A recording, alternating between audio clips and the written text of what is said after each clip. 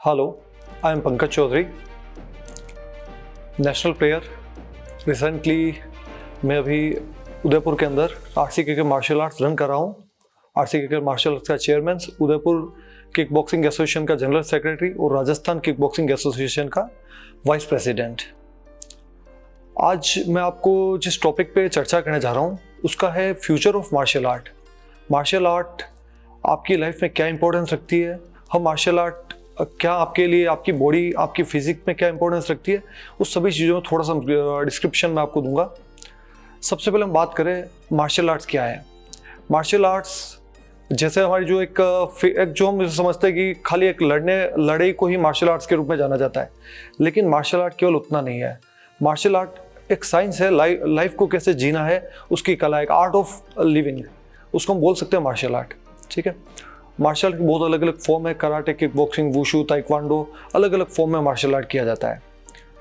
अभी हमने 2020 में जो सिनेरियो देखा जिसमें कोविड जिस हिसाब से फैला था, तब एक चीज़ हमें समझ में आ चुकी है कि हमारे लिए वेल्थ इंपॉर्टेंट है, लेकिन वेल्थ से कहीं ज़्यादा इंपॉर्टेंट हमारी हेल्थ है। जिसे हमें जितनी इम्यूनिटी हमारी स्ट्रॉन्ग होगी उतना ही हम उससे दूसरी जो बीमारियाँ हैं उनसे हम लड़ पाएंगे। तो इम्यूनिटी को स्ट्रॉन्ग करने के लिए हम क्या करें? सबसे इंपॉर्टेंट जो सबसे इजी टास्क है उसके लिए हम फिजिकली हमें वर्कआउट करना है। फिजिकली वर्कआउट के लिए आप रनिंग कर सकते हो, आप मॉर्निंग वॉक करते हैं, आप जॉगिंग करते हैं, आप रनिंग करते हैं, अलग अलग फॉर्म में पुशअप लग रहे हैं, जिम जा रहे हैं, बहुत सारे टेक्निक्स आप यूज़ करते हैं। लेकिन जनरली क्या देखा जा रहा है कि उन चीज़ों का हमें क्या यूटिलाइज किया हमारे लिए।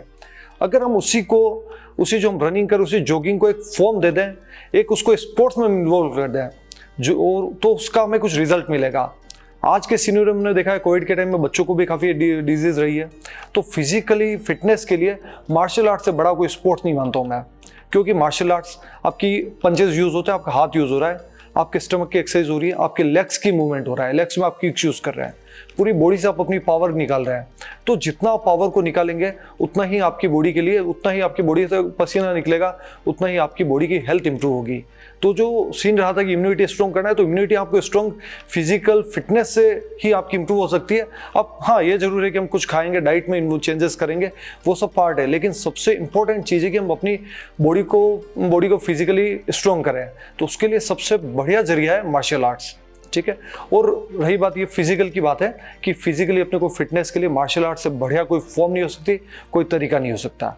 सेकंड चीज़ है, आज का जो जनरेशन हम देख रहे हैं कि बच्चों के साथ, गर्ल्स के साथ जिस तरीके से बदतमीजी की जा रही है, जो उनके साथ मिसबिहेव किया जाता है, तो ये सिचुएशन आ रही है क्योंकि बच्चों के अंदर एक तो कॉन्फिडेंस की, खाली कॉन्फिडेंस नहीं कह सकते, लेकिन उनमें लड़ने की भावना खत्म हो चुकी है। मेवाड़ जाना जाता है अपनी वीरता के लिए, अपनी शौर्य के लिए जाना जाता है।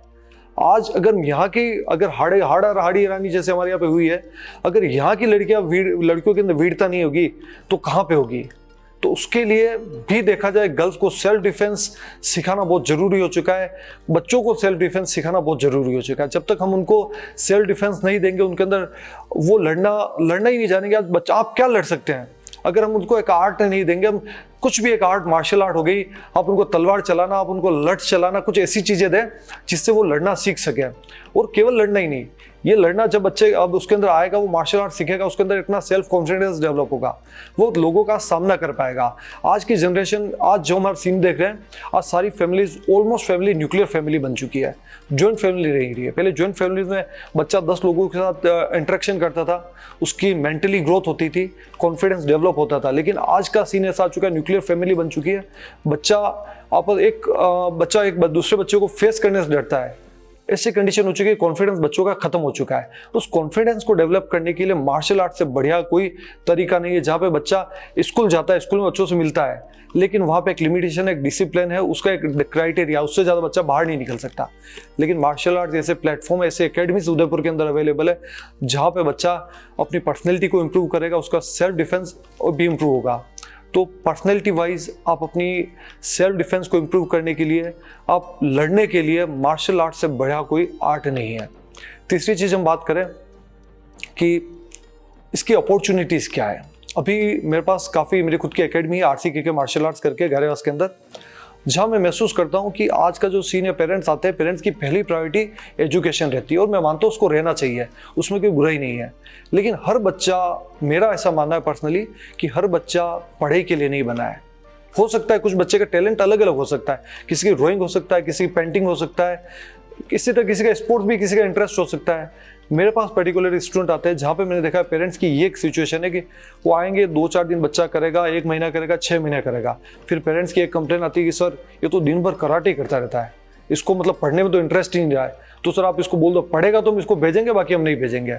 उस टाइम ऊपर के मन से मुझे बोलना पड़ता है, बेटा देखो आप स्पोर्ट्स करोगे, आप पढ़ाई करोगे तो मैं भी आपको एकेडमी में लूंगा, बाकी मैं आपको नहीं लूंगा। तब एक अंदर से मुझे ऐसा लगता है कि ऐसा क्यों नहीं है कि ऐसे पेरेंट्स आए मुझे बोले कि यार सर ये पढ़ाई नहीं करेगा चलेगा, लेकिन इसको स्पोर्ट्स में डेवलप करो। क्यों? स्पोर्ट्स में क्या अपॉर्चुनिटीज नहीं है?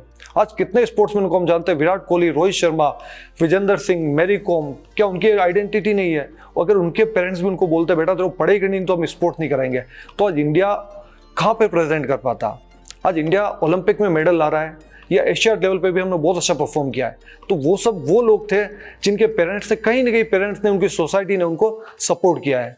अगर हम अपने बच्चों को सपोर्ट नहीं करेंगे तो फिर कौन करेगा उनको सपोर्ट? हाँ, इस एजुकेशन मस्ट, एजुकेशन के बिना बच्चे का मेंटल ग्रोथ, बच्चे का सोसाइटी के अंदर ग्रोथ या अलग अलग ग्रोथ हो सकती है और होगी, और अच्छा बच्चा करता भी है, करना चाहिए, उसके बहुत मस्ट है एजुकेशन।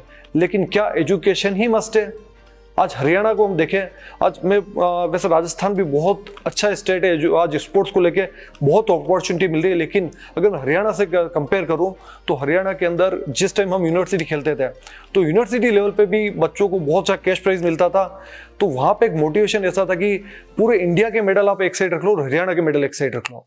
आज राजस्थान ने उसको फॉलो किया है, आज राजस्थान गवर्नमेंट बहुत अच्छा काम कर रही है। तो मैं इसीलिए बता रहा हूँ कि अपॉर्चुनिटीज बच्चे के लिए आज इतनी बढ़ चुकी है स्पोर्ट्स के अंदर। जैसा आज अभी बीच में गवर्नमेंट ने निकाला है, जो बच्चा नेशनल मेडल निकाल रहा है या एशिया लेवल पे मेडल निकाल रहा है, उन सभी को गवर्नमेंट जॉब दी जा रही है।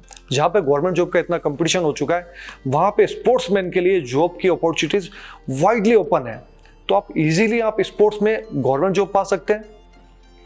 जो एक हमारा ड्रीम है कि हमें अपनी लाइफ को हम कहाँ देखते हैं, तो अगर बहुत अपन मानते हैं हम इंटरनेशनल लेवल तक नहीं जा पा रहे हैं, लेकिन नेशनल लेवल तक भी अगर जाके वहाँ पे भी अगर मेडल निकल पा रहे हैं तो हमारी फ्यूचर हमारा सिक्योर है। ठीक है, फिजिकली हम फिट है, हमारा कॉन्फिडेंस लेवल स्ट्रॉन्ग हो रहा है, हम हर तरीके से मेंटल लेवल स्ट्रॉन्ग है। हमें गवर्नमेंट इतनी अपॉर्चुनिटी दे दी, यही नहीं, साथ में इसके अलावा भी अभी आज स्टेट लेवल तक अगर कोई बच्चा मेडल निकाल रहा है तो स्टेट गवर्नमेंट की स्कीम के थ्रू उनको कैश प्राइज अवार्ड दिए जा रहे हैं। जूनियर लेवल पे लगभग 1 लाख रुपीज़ तक का उनको कैश प्राइज मिल रहा है, सीनियर लेवल पे 1 से 2 लाख रुपए उनको मिल रहा है, नेशनल पे भी 3 लाख 4 लाख तक का कैश प्राइज मिल रहा है। ये केवल स्टेट नेशनल की बात है। इंटरनेशनल लेवल का तो एशियाड लेवल, ओलंपिक का तो हम सभी जानते हैं करोड़ों में बच्चों को प्राइज मिलता है। तो एक बहुत बड़ी अपॉर्चुनिटी, आपको जॉब मिल रहा है, आपको पैसा मिल रहा है, आपको सोसाइटी के अंदर आपकी एक रेपुटेशन बन रही है, आपका लोग पहचानते हैं। स्पोर्ट्समैन के साथ फेम तो जुड़ा हुआ है, हाँ मनी अब जाके जुड़ी है, लेकिन फेम तो हमेशा से रहा है, तो आपको एक पहचान मिल रही है। तो ये सब चीज़ें देखते हुए आज स्पोर्ट्समैन, किसी भी बच्चे को अगर हम स्पोर्ट्स के अंदर डालते हैं, मार्शल आर्ट्स के अंदर डालते हैं, तो उससे बड़ा कोई चीज़ नहीं हो सकती है। और हर गर्ल्स के लिए, हर बच्चे के लिए एक इसको जरूरी कर देना, जैसे चाइना जापान के अंदर काफ़ी सिटीज़ के अंदर, चाइना जापान की काफ़ी सिटीज़ के अंदर या काफ़ी नेशंस के अंदर ये कंपलसरी कि मार्शल आर्ट्स हर बच्चे को आना चाहिए।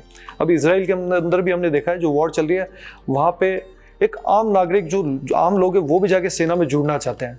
हो सकता, मुझे इतना कंफर्म आइडिया नहीं, पर मैंने ऐसा सुना है कि वहाँ पे हर एक नागरिक को, वहाँ के हर एक वाशिंदे को इसकी ट्रेनिंग दी जाती है। तो ये इंडिया के अंदर भी संभव है, और अगर लोकल स्तर पे भी अगर हम प्रयास करेंगे, हर बच्चे को उसकी ट्रेनिंग दी जाएगी, तो ज़रूर उनका लेवल इंप्रूव होगा, वो मेंटली स्ट्रॉन्ग होंगे, फिजिकली स्ट्रॉन्ग होंगे, सोशल लाइफ उनकी बढ़ेगी, हर जगह उनका कॉन्फिडेंस बढ़ेगा, और नो डाउट उनका फ्यूचर हमेशा सिक्योर ही रहेगा। तो ज़रूर मेरा सभी उदयपुर वासियों से मेरा निवेदन है कि आप बच्चों को ज़्यादा से ज़्यादा मार्शल आर्ट्स की ट्रेनिंग दें, स्पोर्ट्स में डालें, कोई भी स्पोर्ट्स हो, जरूरी नहीं उसका फ्यूचर से इन्वॉल्व करें, उसका फ्यूचर नहीं भी बने, लेकिन आप उसको दें, उसको लिए वो जीवन भर की उसके लिए वो मेमोरी बन के रह जाएगी।